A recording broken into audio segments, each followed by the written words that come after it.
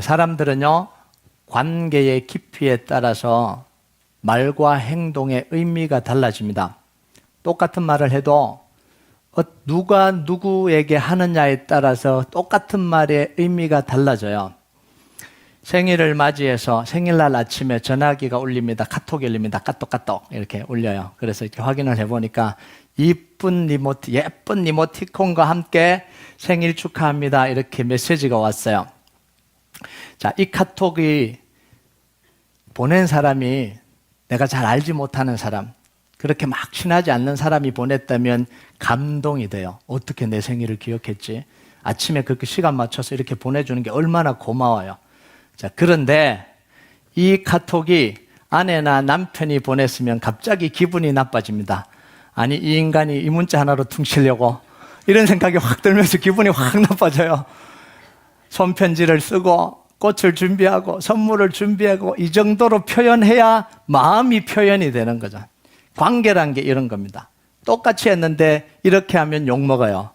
아내와 남편이 하면 욕먹고요. 그냥 지나가던 사람이 하면 너무 감동을 받고요. 이게 관계라는 거예요. 하나님 이스라엘 백성들에게 말씀하신 것을 이해하려면 이스라엘 백성들과 하나님과의 관계를 먼저 이해를 해야 됩니다. 이 관계 안에서 말씀하시는 거기 때문에 그래요. 그냥 일반적으로 하신 이야기가 아닙니다. 하나님과 이스라엘 백성들은 그냥 지나가다 만난 관계도 아니고요. 그냥 친한 관계도 아닙니다. 아주 친한 관계도 아니에요. 피의 언약으로 맺어진 관계입니다. 이게 이스라엘 백성들과 하나님과의 관계예요. 성경에서 하나님이 이스라엘 백성들에게 말씀하신 모든 말씀은 바로 이 언약에 기초해서 말씀을 하시는 거예요. 하나님은요, 바로 왕에게 노예로 사로잡혀 있던 이스라엘 백성들을 출애굽시켜서 목숨도 건져주시고 자유도 주셨습니다. 이것만 해도 평생 감사하고 살아야죠. 자기 목숨 건져줬는데요. 평생 노예에서 건져줬는데 이것만 해도 평생 감사해야 돼요. 그런데 하나님은 이스라엘 백성들에게 뭐라고 이야기하시냐면 이제부터 내가 너희를 내 소유로 삼겠다. 제사장 나라로 삼겠다. 거룩한 백성으로 삼겠다. 이렇게 이야기하세요. 자, 이것도요. 하나님이 생명도 건져주시고 노예도 이렇게 건져주셨으니까 일방적으로 명령하실 수도 있어요. 이제부터 넌 내 소유야. 제사장 나라로 살아야 돼. 거룩한 백성으로 살아. 이렇게 일방적으로 명령하실 수도 있어요. 충분히 그러고도 남으실 자격이 되시는 분이죠. 자, 그런데 하나님은 이스라엘 백성들을 인격적으로 대우하시면서 자기의 마음을 나눠주셨습니다. 노예였던 거지 같은, 정말 거지같이 대우받았던, 정말 목숨이 왔다 갔다 했던 그 사람, 그 이스라엘 백성들을 살려준 뒤에 거지처럼 대우하는 게 아니라 인격적으로 대우합니다. 하나님의 마음을 열어서 말씀을 하시는 거예요. 여러분, 인격적으로 대우하는 게 뭐죠? 마음을 열어서 이야기하는 거잖아요. 명령하는 게 아니고 내 마음을 열어서. 그러니까 하나님이 하시는 말씀을 들어보니까 이스라엘 백성들이 정말 자기도 그렇게 살고 싶은 거예요. 하나님, 저도 그렇게 살고 싶습니다. 하나님이 말씀하시는 그 마음을 소유로 삼아주시고 제사장 나라 삼아주시고 거룩한 백성으로 살아계시는 그게 너무 좋아 보입니다. 그렇게 살기를 원합니다. 동의를 한 거죠. 그렇게 살고 싶다고 말을 한 거죠. 그러니까 하나님 뭐라 그러냐면 우리 언약을 맺자 이렇게 이야기하세요. 그래서 지난주에 읽은 본문 이거잖아요. 출애굽기 19장 10절에 11절 같이 읽겠습니다. 시작. 여호와께서 모세에게 이르시되 너는 백성에게로 가서 오늘과 내일 그들을 성결하게 하며 그들에게 옷을 빨게 하고 준비하게 하여 셋째 날을 기다리게 하라. 이는 셋째 날에 나 여호와가 온 백성의 목전에서 시내산에 강림할 것이니. 자, 3일을 준비하라 그랬잖아요. 3일을 준비하고 옷을 빨고 기다렸다가 언약식을 치르자. 그래서 그 3일을 기다려서 언약식을 치르는 게 오늘 24장이에요. 자, 19장에서 말씀하셨고요. 24장에서 언약식을 치렀습니다. 그러면 20장, 21장, 22장, 23장은 도대체 뭐냐는 거죠. 이게 뭐냐면 하나님과 이스라엘 백성들과의 이 언약의 내용입니다. 내가 이렇게 할 텐데 넌 이렇게 살아야 되는데 다 읽어준 거죠. 다 말씀을 해준 거죠. 그렇게 할래? 그러니까 예스, 그렇게 하겠습니다 라고 한 거예요. 언약의 내용입니다. 그래서 20장에서 23까지는 뭐냐면 10계명, 윤리와 도덕법, 절기를 지키는 법이 다 나열이 되어 있어요. 자, 이제 본격적으로 언약 예식을 시작을 하는데요. 1절과 2절을 한번 봅시다. 오늘 읽는 이 말씀은 그림을 그리면서 읽어야 됩니다. 그냥 읽지 마시고요. 그 상황을 그리면서 읽어야 돼요. 1절과 2절 같이 읽겠습니다. 시작. 또 모세에게 이르시되 너는 아론과 나답과 아비후와 이스라엘 장로 70명과 함께 여호와께로 올라와 멀리서 경배하고 너 모세만 여호와께 가까이 나오고 그들은 가까이 나오지 말며 백성은 너와 함께 올라오지 말지니라. 자, 언약식을 치르기 위해서 하나님이 이스라엘 백성들을 초대합니다. 산으로 다 올라오라 이렇게 이야기해요. 그런데 뭐예요? 모든 백성이 다 올라오는 건 아니야 이렇게 이야기를 해요. 첫 번째, 아론과 나답과 아비후와 이스라엘 장로 70명만 올라와야 돼 이렇게 이야기를 해요. 자, 아론과 나답과 아비후는 앞으로 제사장으로 섬길 사람들입니다. 하나님이 제사장으로 섬기도록 준비해 놓은 사람들이고, 그리고 이스라엘 장로 70명은 이스라엘 지파의 대표입니다. 12지파에 6명씩, 그럼 72명이죠. 왜 70명이라 그러냐? 다 72명이에요. 70명이라고 적혀 있는 구약의 성경은 거의 다 70명입니다. 왜냐하면 12지파의 대표로 나오기 때문에 그래요. 자, 두 번째, 이들이 시내산에 모세와 같이 올라갔습니다. 그런데 모세처럼 가까이 오지 말고 멀리서 경배하라 이렇게 이야기를 해요. 2절에 보면 너 모세만 가까이 나오고 그들은 가까이 나오지 말며 이렇게 이야기합니다. 그리고 세 번째, 나머지 이스라엘 백성들은 산에도 올라오지 못하고 산 아래서 기다리라 이렇게 이야기를 해요. 자, 여기서 하나님이 보여주시려고 하는 게 뭘까요? 하나님께서 가장 가까운 곳에서는 가까운 산 꼭대기에는 모세만 올라가고요. 산 중턱에는 이 아론과 나답과 아비와 백성들의 대표가 있고요. 산 아래는 이스라엘 백성들이 있는 거죠. 하나님이 한계를 정해 놓으신 거예요. 다가올 수 있는 한계를 정해 놓으신 겁니다. 주로 3중 구조예요. 왜냐하면 이 구약 성경의 모든 이 구조는 성막을 따라서 있기 때문에 그래요. 성막의 구조가 뭐죠? 지성소, 대제사장만 들어갈 수 있는 지성소, 그리고 제사장들이 제사 드리는 성소, 그리고 밖에 뜰이 있어요. 뭐 고기를, 동물을 잡고 뭐 이렇게 태우고 이런 뜰이 있어요. 이게 모든 백성들이 들어갈 수 있는, 제사할 때 들어갈 수 있는, 이게 3중 구조로 되어 있죠. 나중에 성막을 할 때 좀 이 부분은 설명하고요. 오늘 설명하기는 너무 복잡하니까. 자, 여기서 보여주는 의미가 뭘까요? 하나님께 나아가는데 함부로 가까이 나아갈 수 없다라는 거야. 하나님을 섬기는데 우리 마음대로 그냥 가서 섬길 수 없다라는 걸 보여주는 거죠. 항상 두려움과 경외감이 존재한다. 이게 하나님을 섬길 때 반드시 있어야 되는 거죠. 지난주에도 잠깐 제가 언급했는데요. 자, 그런데 중요한 게 뭐냐면 올라가지도 못해요. 만나지도 못해요. 자, 그런데 이런 분인데 그분을 가까이 하고 섬길 수 있게 해주신 게 이게 은혜예요. 우리가 받은 은혜가 두 가지인데요. 하나는 구원해 주신 은혜, 또 하나는 뭐냐면 그런 위대하고 놀랍고 무서운 하나님, 정말 두려운 하나님을 가까이서 섬길 수 있게 해주신, 교제할 수 있게 해주신 이 은혜가 두 가지입니다. 그런데 우리는 이 은혜만 자꾸 강조를 하죠. 사실은 이 은혜만큼 더 큰 은혜가 뭐냐면 하나님과 가까이 하고 하나님과 교제하고 하나님께 나갈 수 있는 은혜가 아무나 허락된 은혜가 아니에요. 그래서 신명기 4장 7절에 보면 이렇게 이야기합니다. 우리 같이 읽겠습니다. 시작. 우리 하나님 여호와께서 우리가 그에게 기도할 때마다 우리에게 가까이 하신과 같이 그 신이 가까이 함을 얻은 큰 나라가 어디 있느냐? 이런 신이 없었다라는 거예요. 하나님 인격적으로 가까이 하게 해주시고 기도하면 들어주시고 대화하고 교제할 수 있는 분이 우리 하나님, 인격적인 하나님이라는 거예요. 그런데 중요한 게 있습니다. 그 하나님과 교제하지만 항상 두려움과 떨림으로. 이게 존재해야 제대로 된 하나님과 교제를 할 수 있다는 거죠. 여러분, 이 두려움과 경외감이 사라지면요, 하나님에 대해서 함부로 합니다. 함부로 대하기 시작해요. 교회를 우습게 생각하고요, 목회자를 함부로 대합니다. 이게 이제 많이 일어나는 현상들이잖아요. 그럼 누가 손해냐면 본인이 손해요. 자기 자신이 손해요. 여러분, 부모를 우습게 하면 누가 손해죠? 우습게 알면 누가 손해죠? 자식들이 손해요. 자기를 가르치는 선생님을 우습게 알면 누가 손해죠? 학생이 손해예요. 정말 받아야 될 축복, 정말 누려야 될 그 은혜를 못 누리는 거예요. 우습게 생각하는 순간 못 누리는 거예요. 받아야 될 걸 못 누리는 거예요. 다음 시간에 그 이야기를 좀 할 텐데 이스라엘 백성들이 저질렀던 잘못이 바로 이겁니다. 우습게 알기 시작한 거예요. 하나님을 우습게 생각한 거죠. 그러니까 다 잃어버린 거예요. 자, 하나님께 올라갔던 모세와 이스라엘 백성들이, 대표들이 산으로 올라갔다가 다시 산 아래로 내려와요. 그곳에서 언약식을 치르지 않습니다. 잘 보셔야 돼요. 그곳에서 언약식을 치를 수가 없어요. 다시 산 아래로 내려옵니다. 자, 그럼 이스라엘 백성들이 또 이 모세와 아론과 두 아들과 대표들이 왜 올라갔냐는 거예요. 산으로 왜 올라갔냐?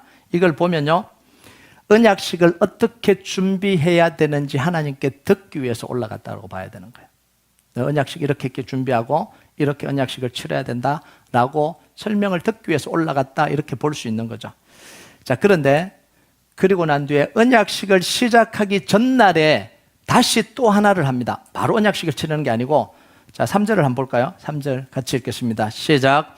모세가 와서 여호와의 모든 말씀과 그의 모든 율례를 백성에게 전하며 그들이 한 소리로 응답하여 이르되 여호와께서 말씀하신 모든 것을 우리가 준행하리이다. 자, 이 이야기 19장에서 했잖아요. 다 지키겠다고 했잖아요. 그런데 하나님께 올라갔다 내려와서 또 확인을 하는 거예요. 은혜 지킬 거냐? 이렇게 하나님이 말씀하셨는데 이거 다 지킬 수 있겠냐? 이렇게 살 거냐? 이러니까 이스라엘 백성들이 다시 확인을 한 거예요. 우리가 그렇게 살고 싶습니다. 그렇게 살겠습니다. 자, 그러니까 모세가 그 내용을 다 기록합니다. 두루마리에 다 기록해요. 언약의 내용을. 자, 4절 볼까요? 같이 읽겠습니다. 시작. 모세가 여호와의 모든 말씀을 기록하고 이른 아침에 일어나 산 아래에 제단을 쌓고 이스라엘 12지파대로 12기둥을 세우고, 자, 모세가 전날 하나님과 이스라엘 백성들이 약속한 그 언약 내용을 다 써요. 두루마리에 다 써서 준비해 놓고 다음 날 됐을 때 언약식을 치를 준비를 합니다. 어떻게 준비하죠? 하나님께 번제 드릴 제단을 하나 세워요. 그리고 그 앞에 뭐 세웠다고요? 12기둥을 세웠습니다. 자, 이 제단은 뭘 상징할까요? 하나님을 상징하는 거예요. 하나님을 대표하는 거예요. 이 12기둥은 뭘 대표하는 거예요? 이스라엘의 12지파를 대표하는 겁니다. 이스라엘 백성들이 이 대표해서 12기둥을 세운 거예요. 자, 누가 봐도 지금 언약을 누구와 누구 사이에 맺는 거예요? 하나님과 이스라엘 백성들 사이에 지금 언약을 맺어요. 자, 이제 준비가 다 끝났어요. 언약식을 치를 준비가 다 끝났습니다. 자, 이제부터 이 부분이 굉장히 중요해요. 언약의 내용과 절차를 봐야 됩니다. 5절에서 8절까지. 여기는 정말 그림을 그리듯이 읽어야 돼요. 천천히 같이 읽겠습니다. 시작. 이스라엘 자손의 청년들을 보내어 여호와께 소로 번제와 화목제를 드리게 하고 모세가 피를 가지고 반은 여러 양푼에 담고 반은 제단에 뿌리고 언약서를 가져다가 백성에게 낭독하여 듣게 하니 그들이 이르되 여호와의 모든 말씀을 우리가 준행하리이다. 모세가 그 피를 가지고 백성에게 뿌리며 이르되 이는 여호와께서 이 모든 말씀에 대하여 너희와 세우신 언약의 피니라. 자, 첫 번째, 소를 잡아서 뭘 드렸다고요? 번제와 화목제를 드렸다, 이렇게 이야기합니다. 소를 몇 마리 드렸을까요? 각 지파당, 자, 번제 한 마리, 화목제 한 마리, 그럼 두 마리잖아요. 각 지파당 두 마리, 12지파니까 몇 마리죠? 소가 24마리예요. 자, 번제와 화목제를 드리기 위해서는 다 목을 따고 피를 다 흘려야 되잖아요. 자, 피가 얼마나 많이 나왔을까요? 한 마리 잡아도 피가 엄청나게 흐르는데 소를 24마리 잡았으니까 피가 거기에 넘쳤겠죠. 자, 두 번째, 그때 나온 피를 어떻게 하라고요? 양푼이에 담아서, 한 양푼이가 아니고 여러 양푼이에 다 담아서 버리지 말고 다 담아라, 다 나눠서 담아라, 이렇게 이야기합니다. 그리고 그 중에 절반을 하나님의 제단에 뿌리라, 이렇게 이야기해요. 절반은 남겨두고 절반은 뿌리라, 이렇게 이야기합니다. 자, 그 다음에 뭐 하냐면 어제 모세가 기록해 놓은 그 언약서를 다시 들고 나와서 백성들 앞에서 다 읽으라는 거예요. 그리고 백성들이 다 지키겠습니다. 지금 세 번째죠. 하나님 말씀하실 때 한 번 했고, 또 저기 시내산 올라갔다 내려와서 또 한 번 했고, 예식을 치를 때 또 한 번 합니다. 이거 다 지키겠습니다. 그러니까 뭘 하냐면 나머지 그 양푼에 담아놨던 피를 어디다 뿌려요? 이 기둥에다가, 12기둥, 이스라엘 백성들에게 확 뿌립니다. 자, 이 장면을 그림으로 한번 볼까요? 이 많은 피들이 하나님과 이스라엘 백성들 사이에 뿌려졌어요. 그러면 그 현장이 어떻게 되겠어요? 피로 흥건하게 되는 거예요. 하나님과 이스라엘 백성들이 피로 하나가 되는 거예요. 피로 하나가 되는, 이 언약식을 치르면서 그 피로 하나가 되는 거예요. 자, 근데 중요하게 봐야 될 게 뭐냐면 그 언약식의 가장 중앙에 놓여 있는 게 뭐죠? 언약의 말씀이에요. 그냥 언약식 하는 게 끝나는 게 아니라 여기에 제단에다가 피 절반을 뿌렸죠. 바로 뿌리는 게 아니고 뭐예요? 언약서를 읽습니다. 읽고 다 지키겠습니다. 그러니까 나머지 절반을 뿌려서 언약의 식을 완성을 합니다. 그러면 이 언약식에서 가장 중요한 게 뭐죠? 언약의 내용이잖아요. 언약의 내용. 자, 8절을 보면 그 이야기를 하는 거. 8절만 우리 다시 읽겠습니다. 시작. 모세가 그 피를 가지고 백성에게 뿌리며 이르되 이는 여호와께서 이 모든 말씀에 대하여 너희와 세우신 언약의 피니라. 어떤 언약의 피라고요? 이 모든 말씀에 대하여 세운 언약의 피다라는 거예요. 그 뭔 언약이요? 말씀 언약이에요. 말씀 언약. 우리 신앙에서 신앙생활에서 가장 중요한 게 뭘까요? 하나님의 말씀이에요.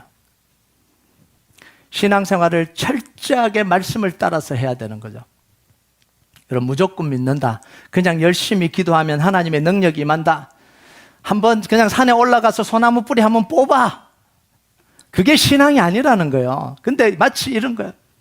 아, 요즘 막 신앙생활도 잘 안 되고 막 그런데 그래, 산에 한번 올라가서 우리 소나무 붙들고 한번 그냥 뽑힐 때까지 기도하자. 이게 신앙이 아니라는 거예요. 근데 이게 신앙인 줄 알아요.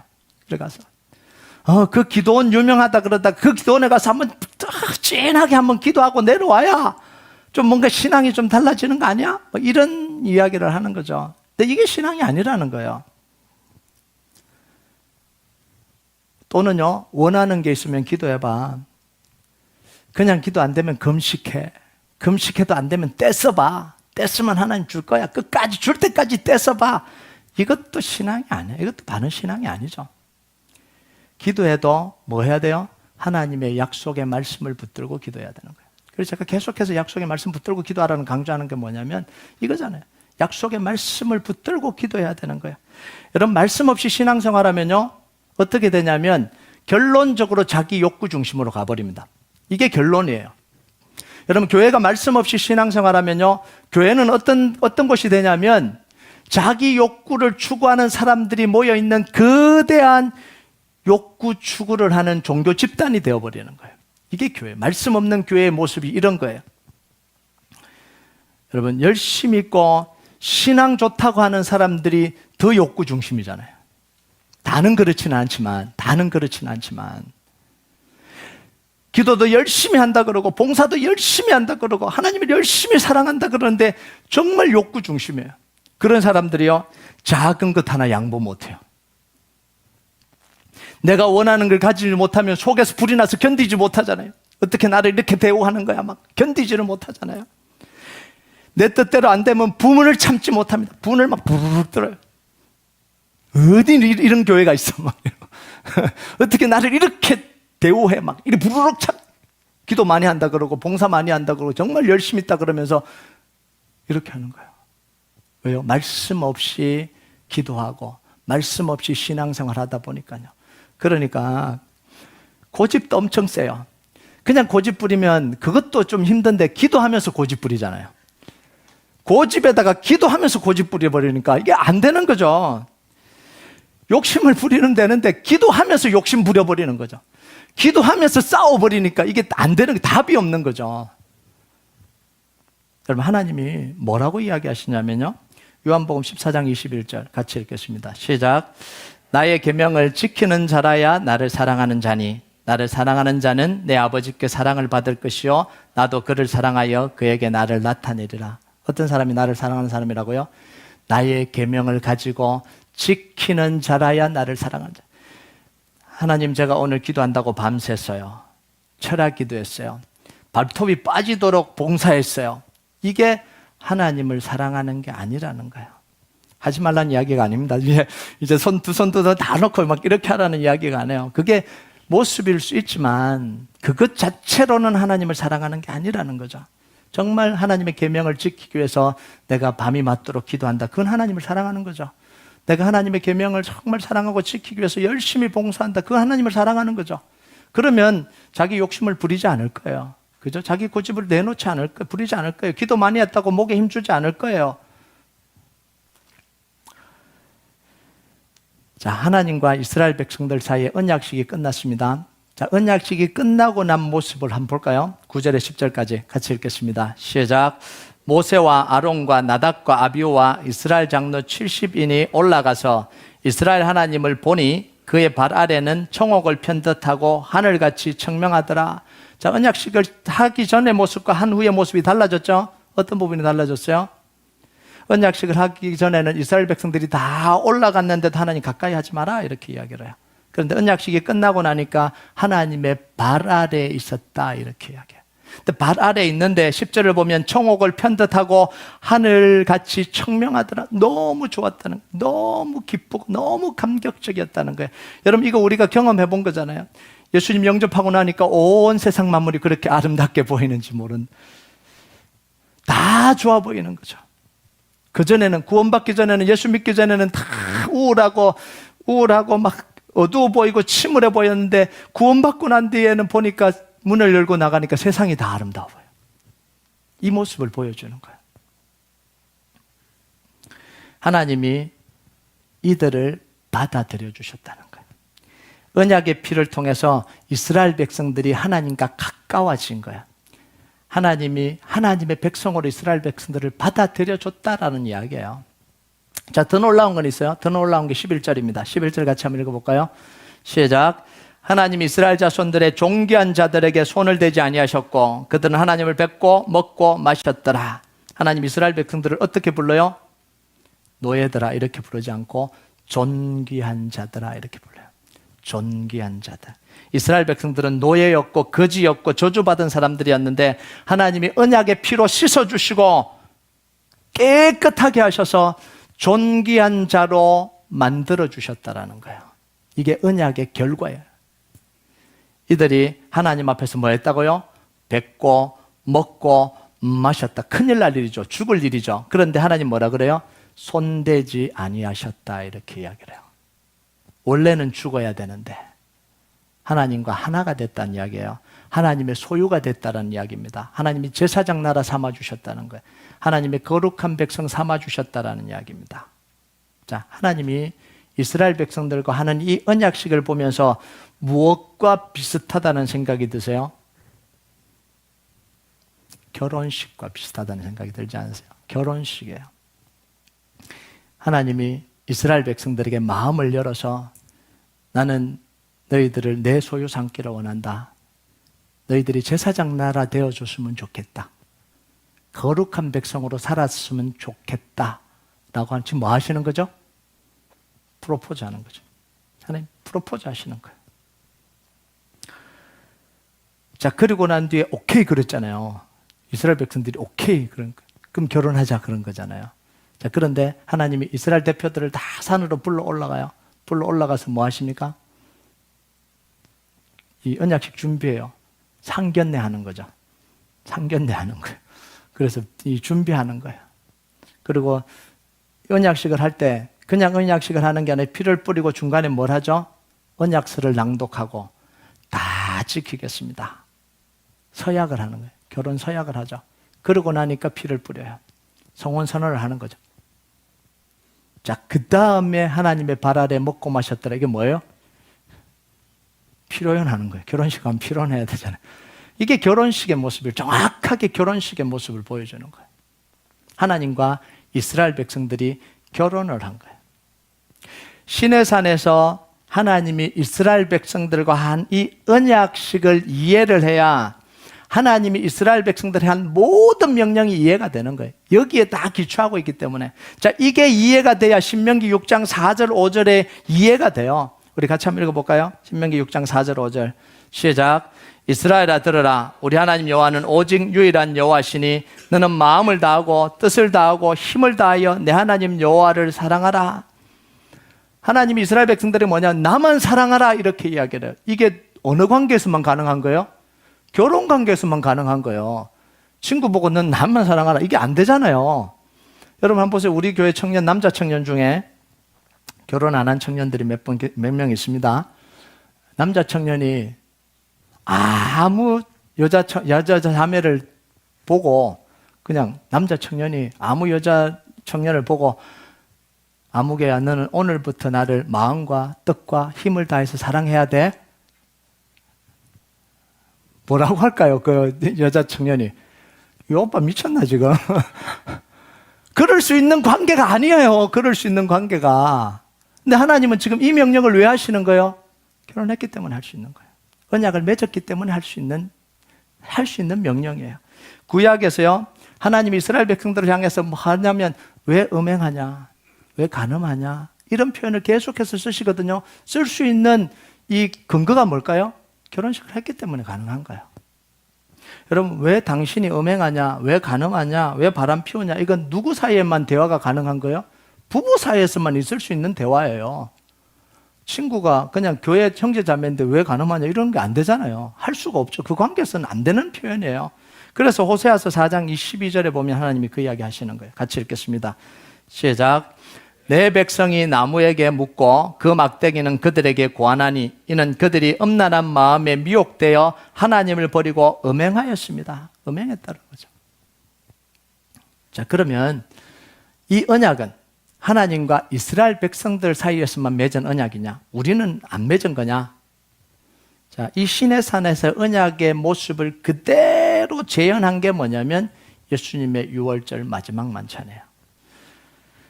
마태복음 26장 27절 28절 한번 볼까요? 같이 읽겠습니다. 시작. 또 잔을 가지사 감사 기도하시고 그들에게 주시며 이르시되 너희가 다 이것을 마시라. 이것은 죄사함을 얻게 하려고 많은 사람을 위하여 흘리는 바 나의 피 곧 언약의 피니라. 예수님이 포도주 잔을 나누시면서 뭐라고 이야기합니까? 이것은 나의 피 곧 언약의 피다. 너희들을 위해 흘린 나의 피 언약의 피다. 그러면서 뭐라고 이야기해요? 이걸 받아 마셔라 이렇게 이야기합니다. 이스라엘 백성들에게 뿌려졌던 그 피를 우리는 마시는 거예요. 예수님과 마시잖아요. 나누어 마시잖아요. 이게 언약식이에요. 그래서 출애굽기 24장 8절, 마태복음 26장 28절, 너희와 세우신 언약의 피니라. 마태복음에서 그대로 재현되죠. 나의 피 곧 언약의 피니라. 이스라엘 백성들이 언약의 피로 하나님과 가까워졌듯이 우리는 예수님의 피로, 십자가의 피로 하나님과 가까워집니다. 그래서 에베소서 2장 13절에 바울이 한 이야기가 이겁니다. 같이 읽겠습니다. 시작. 이제는 전에 멀리 있던 너희가 그리스도 예수 안에서 그리스도의 피로 가까워졌느니라. 이스라엘 백성들이 하나님의 언약을 맺고 하나님 앞에서 먹고 마신 것처럼 우리가 예수님과 함께 먹고 마십니다. 계시록 3장 20절 같이 읽겠습니다. 시작. 볼지어다 내가 문 밖에 서서 두드려노니 누구든지 내 음성을 듣고 문을 열면 내가 그에게로 들어가 그와 더불어 먹고 그는 나와 더불어 먹으리라. 왜요? 예수님의 피로 우리가 하나님과 하나가 됐기 때문에, 예수님과 하나가 됐기 때문에. 자, 우리가 예수님의 십자가를 통해서요, 이제는 그냥 사람이 아니라 언약 백성이 된 거예요. 하나님의 자녀는 뭐냐면 하나님의 언약 백성입니다. 그럼 언약 백성은 뭘로 살아야 돼요?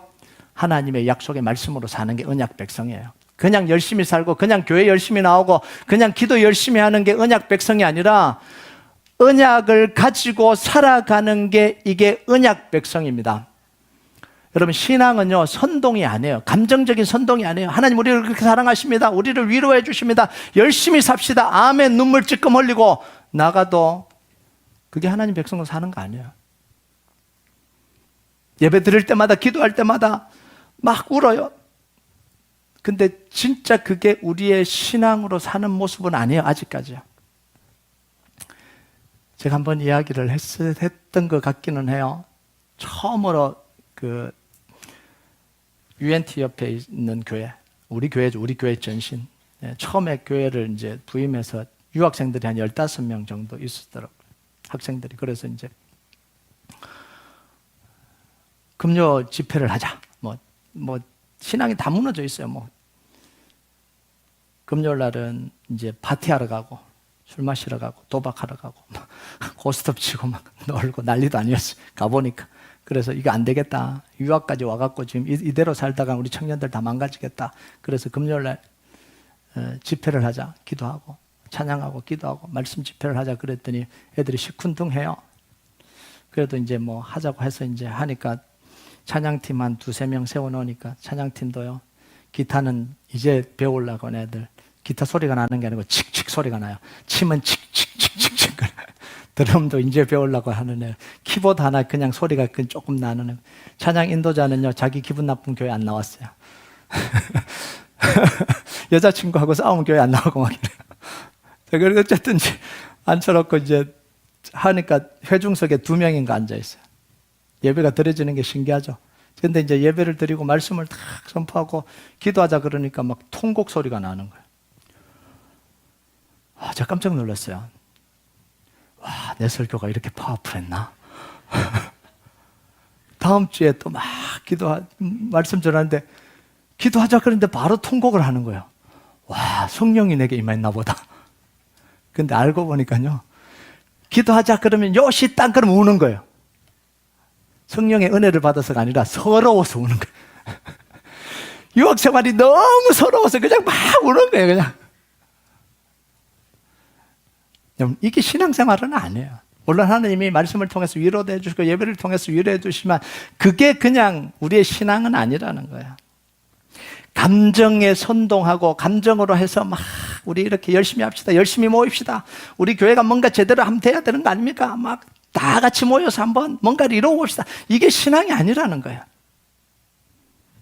달라스에서 정말 대단한 교회 한번 만들어 봅시다, 막 으쌰으쌰 해갖고 막 이렇게 하는 게 신앙이 아니라는 거예요. 철저하게 말씀을 따라가는 게 이게 신앙입니다. 말씀을 따라 사는 삶의 결과가 나와야 되는, 삶의 열매가 나와야 되는 거예요. 이게 신앙생활입니다. 여러분, 삶으로 나타나지 않는 신앙은 있을 수가 없어요. 삶의 열매로 나타나지 않는 신앙은 없을 수가 없죠. 그래서 제가 지난주에도 설명했죠. 천국 가는 게 목표면 삶이 다 무너지는 거예요. 인격적인 관계 다 무너지는 거예요. 어떻게 보면 현대 신앙이 이렇게 신앙생활을 하고 있는 거예요. 이렇게 신앙을 또 가르쳐요. 많이 모이기만 하면 돼요. 교회가 부흥하기만 하면 돼요. 사람의 숫자가 늘어나기만 돼요. 이거 아니에요. 살아야 되는 거예요. 정말 철저하게 말씀으로 살아야 되는 거예요. 말씀으로 살려고 기도에 모이자는 거예요. 말씀으로 살려고 우리 예배 잘 드리자는 거예요. 말씀으로 살려고 우리가 부흥하자는 거죠. 나는 하나님께 기도하니까 이런 거 주시더라. 너도 기도해봐. 내가 열심히 기도하니까 집도 주시더라. 너도 기도해봐. 하나님 집 주실 거야. 여러분, 같은 걸 기도하는데 이 사람은 들어주고 이 사람은 안 들어줄 수도 있어요. 다 들어주시는 거 아니에요. 왜냐하면 살아가는 삶이 다르잖아요. 살아가는 삶이 다르잖아요. 하나님께 드린 게 다르잖아요. 하나님과 교제하는 게 다르잖아요. 하나님과 심은 게 다르잖아요. 근데 어떻게 똑같이 결과가 나와요? 이게 말이 안 되는 이야기잖아요. 여러분, 구원의 은혜는요, 차별 없이 받는 게 맞아요. 값 없이 받는 게 맞아요. 우리의 아무 공로 없이 받는 게 맞아요. 모든 사람은 예수님이 십자가를 다 받아들여줘요. 그런데 구원받고 난 뒤에 하나님과의 관계는 사람들마다 다 천차만별이에요. 똑같지 않아요.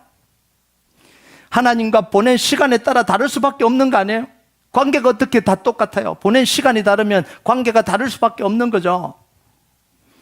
하나님과 나눈 내용에 따라서 다를 수밖에 없는 거잖아요. 나는 늘 와서 하나님 안녕하세요. 네, 오늘 이번 주도 잘 지켜주세요. 감사합니다. 가요. 그럼 그 관계예요. 근데 와서 하나님, 제가 살아보니까 이것도 안 되고 저것도 안 되고 왜 안 되는지 모르겠어요. 살고 싶은데 안 돼요. 힘도 없고요. 어떻게 할까요? 자기 마음을 나누고 하나님께 도움을 구하고 그런 사람 다르죠. 관계가 다를 수밖에 없잖아요. 하나님과 나눈 교제에 따라서, 나눈 내용에 따라서 다를 수밖에 없는 거예요. 여러분, 이게 관계예요. 관계예요. 근데 우리는, 기독교는 지금 뭘 교육을 시켰냐면, 너 믿었어? 예수님 영접했어? 그럼 구원받았어. 이걸 하는 거예요. 그러니까 이단이 들어오면서 다 무너져 버리는 거예요. 그냥 그대로 다 무너져 버리는 거예요. 왜? 삶이 없는 거예요. 관계가 없는 거예요. 하나님과의 관계가 없는 거예요. 그래서 제가 충격받은 게 하나 있어요. LA에서 뭔가 운동이 일어나고 있대요. 큰 교회래요. 참 미친 짓을 하고 있는 거예요. 죄송합니다. 이런 이야기하죠. 죄를 고백해야 되니까 먹은 걸 토해야 된대요. 와, 경악했어요. 그게 교회 안에서 지금 일어나고 있는 거예요. 먹은 걸 토하면서 토해야 깨끗해진대요. 1차로 충격을 받았습니다. 2차 충격. 서로 하나가 되려면 옷을 다 벗고 밤새도록 껴안고 있으면 하나가 된대요. 이게 실제로 교회에서 일어나고 있다는 게 이게 충격이에요. 왜요? 말씀을 다 빼놓고 하니까 무슨 말을 해도 다 듣는 거예요. 분위기를 다 그렇게 만들고 그렇게 하면 다 듣는 거예요. 이게 무슨 교회예요? 관계가 없는 거죠. 말씀이 없는 거예요. 말씀이 없으면요, 이 교회는요, 사이비 종교 집단으로 가요. 누가 끌고 가느냐에 따라서 사이비 종교 집단이 돼요. 철저하게 교회는 뭘로 가야 되냐면 말씀으로 가야 되는 거예요.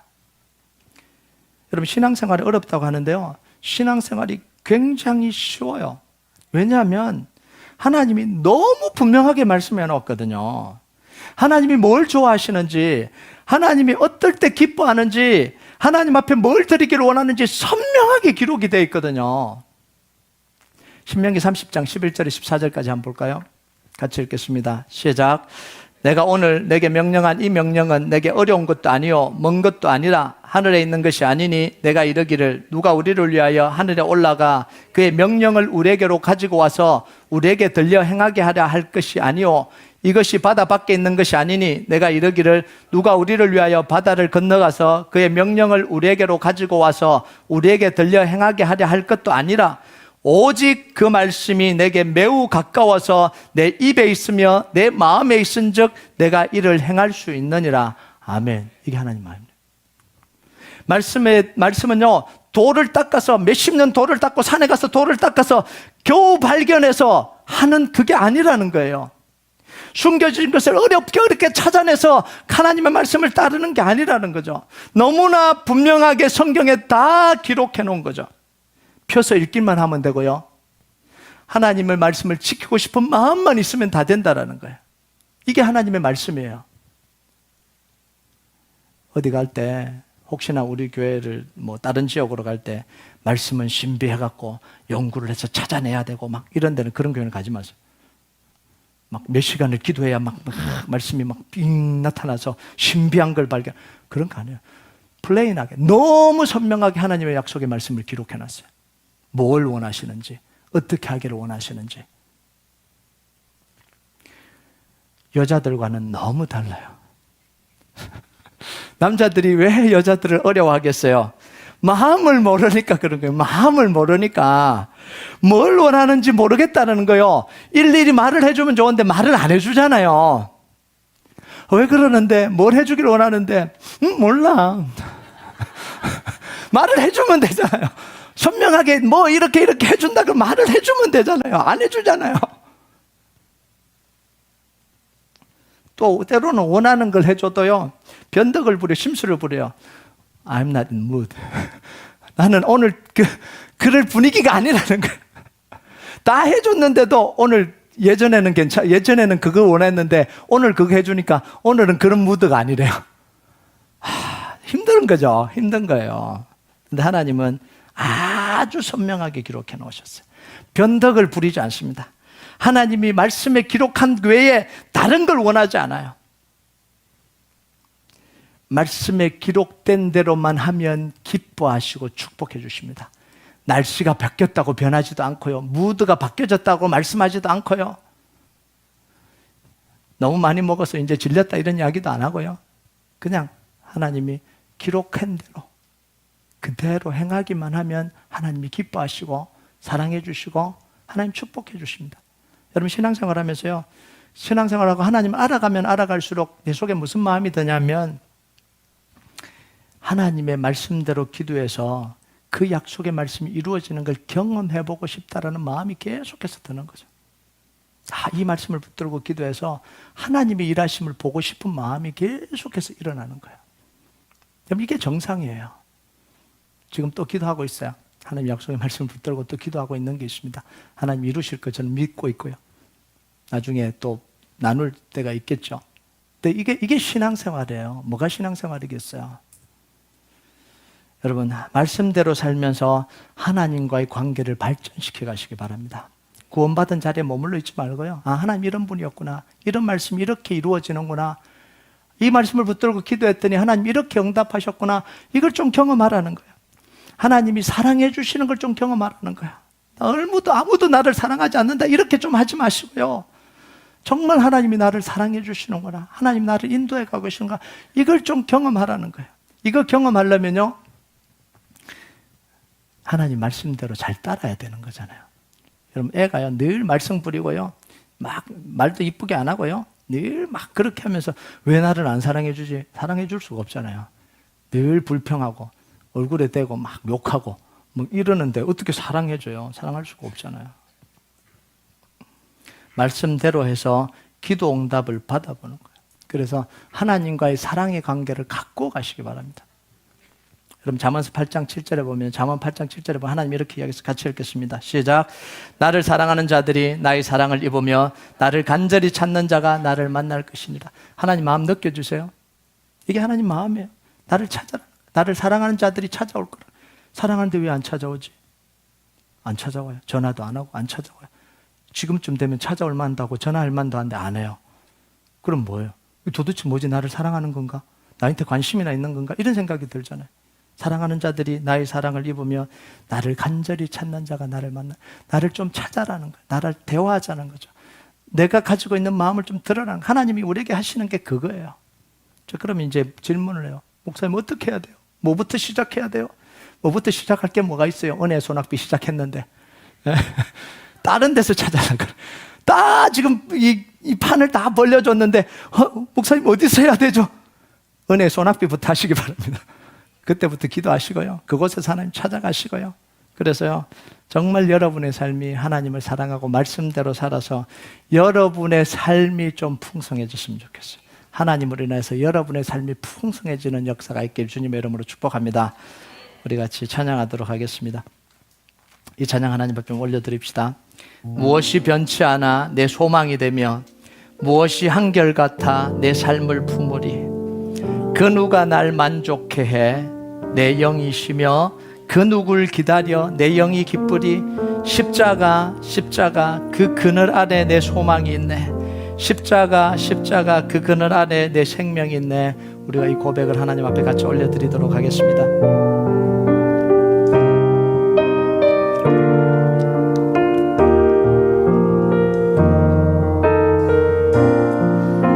무엇이 변치 않아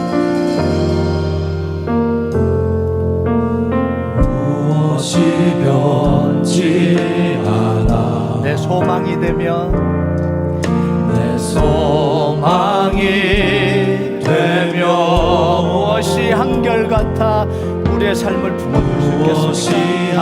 한결같아 내 삶을 품으리. 그 누가 날 만족해 해